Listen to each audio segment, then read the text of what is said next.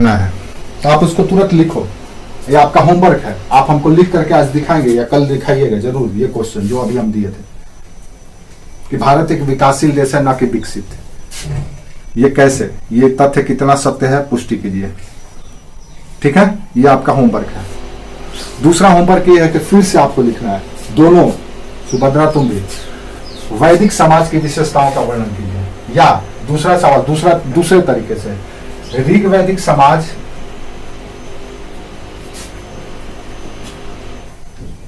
एवं उत्तर वैदिक समाज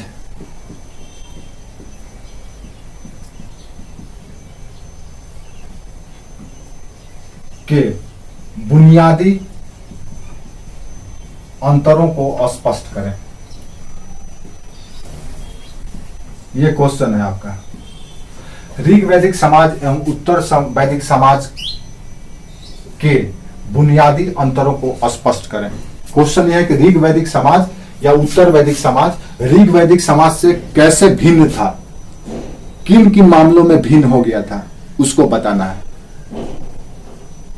अब एक ही क्वेश्चन को हम आपको कहीं से कहीं पहुंचा देंगे। दूसरा क्वेश्चन देखो, वैदिक समाज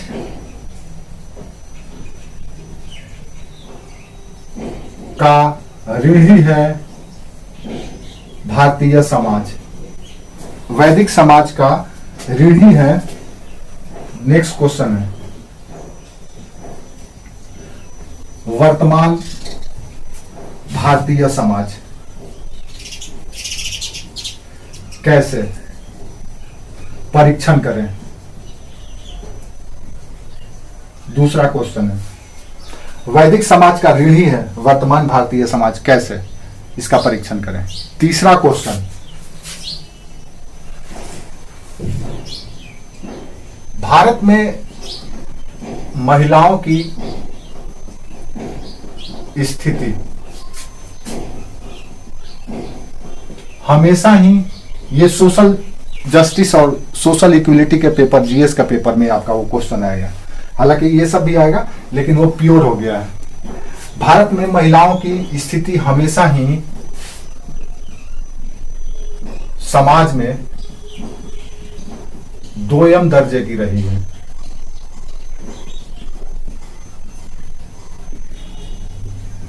दिए गए कथन की सत्यता का परीक्षण करें। दिए गए कथन की सत्यता का परीक्षण करें। ये 3 क्वेश्चन हो गया। एक ही टॉपिक, एक ही क्लास या 2 क्लास में कई सारे सवाल आपसे पूछे जा सकते हैं ट्विस्ट कर करके। अगर आपका कॉन्सेप्ट क्लियर होगा देन आप आसानी से लिख लेंगे। एक और सवाल भी पूछा जा सकता है, जैसे सवाल कई बन जाएंगे, आप अगर हम बनाने लगे तो कई सवाल बन जाएंगे, लेकिन फिर भी आपको 2-4 सवाल दे देते हैं, आप इसको आंसर राइटिंग कीजिए। नेक्स्ट क्वेश्चन,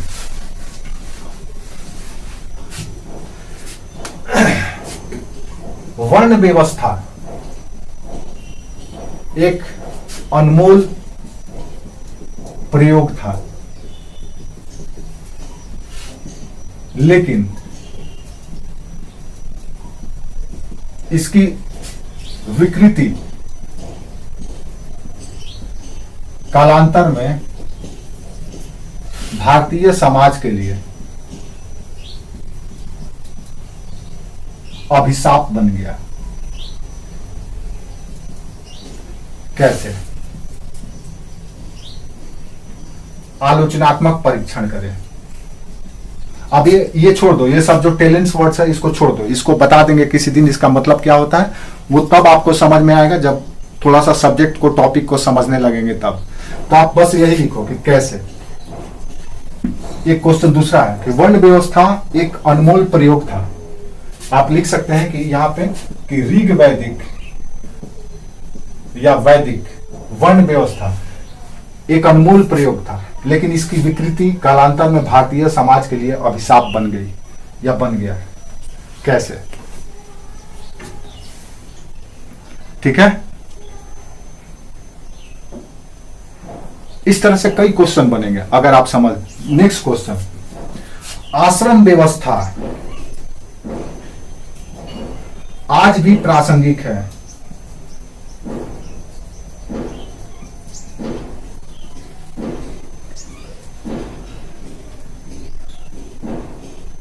जिससे वर्तमान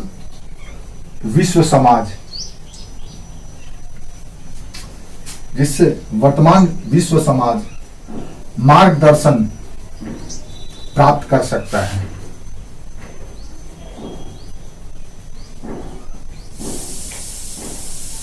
दिए गए कथन का विश्लेषण कीजिए। इसका विश्लेषण करना है या दिए गए कथन का परीक्षण कीजिए। आप विश्लेषण कीजिए, ही लिखिए, सिंपल विश्लेषण कीजिए। आश्रम व्यवस्था आज भी प्रासंगिक है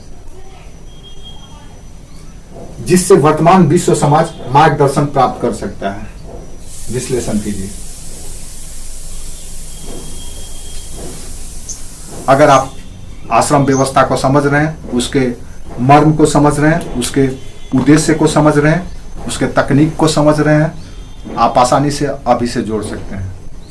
अगर आप समझ रहे हैं तो, नहीं समझ रहे हैं देन आपको परेशानी होगी। अब सोचो, छोटा सा टॉपिक से हम हर साल चाहेंगे तो आपसे हर क्लास में 5 क्वेश्चन वहां से रेज कर सकते हैं, उठा सकते हैं। अगर आप क्लास को समझे रहेंगे तो, नहीं समझे रहेंगे तो यही क्वेश्चन यूपीएससी में, ऐसे ही क्वेश्चन पूछे जाते हैं यूपीएससी में। एकदम सिंपल होता है, लेकिन आपको पता ही नहीं होता है तो आपको लगता है अरे बाप रे बाप क्या पूछ लिया। कोई टिपिकल क्वेश्चन नहीं होता है यूपीएससी का, बस आपका संकल्पना, विजन क्लियर होना चाहिए। अगर ये चीज है तो आप आराम से आंसर राइटिंग कर लेंगे। नहीं तो पढ़ते रहिए, किताब पढ़ते रहिए, नोट्स कोई मतलब नहीं है। नोट्स उतना पढ़ने का कोई मतलब नहीं है, उतना किताब पढ़ने का। आप बस 1-2 किताब पढ़िए कुछ नए फैक्ट के लिए, कुछ नए तथ्य के लिए। अप्रोच तो जो क्लास में बताया जा रहा है वही अप्रोच पे आपको आंसर राइटिंग करना है।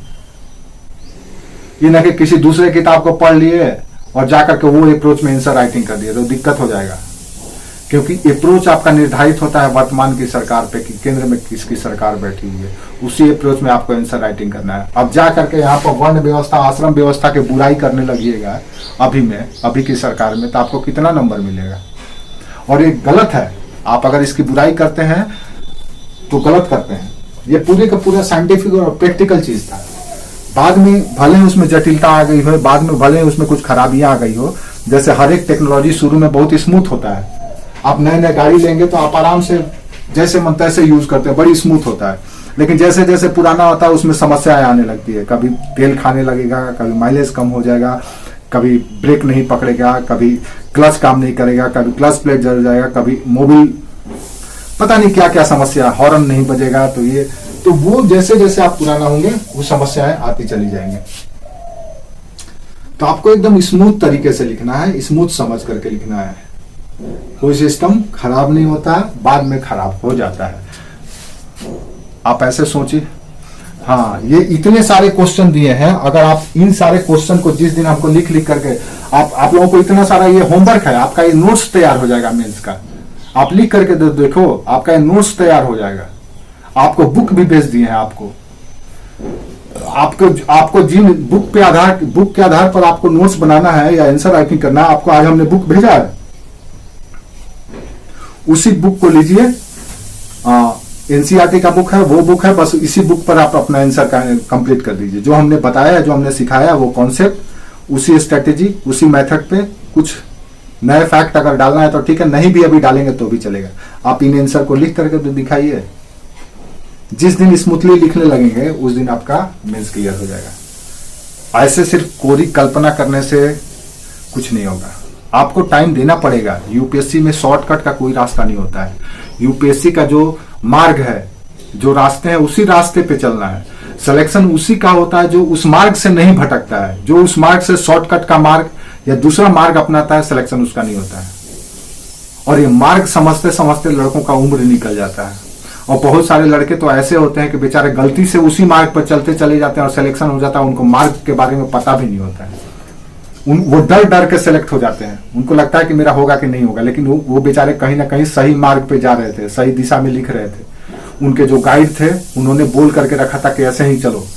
तो जैसे ही वो चलते चले गए, फिर भी उनके मन में शक था, डर था कि पता नहीं सर ये सही बता रहे हैं कि गलत बता रहे हैं, क्या है, होगा कि नहीं होगा। लेकिन फिर जब उनका सिलेक्शन हो जाता है तब उनको रियलाइज होता है कि अरे यार हम सही रास्ते पे थे।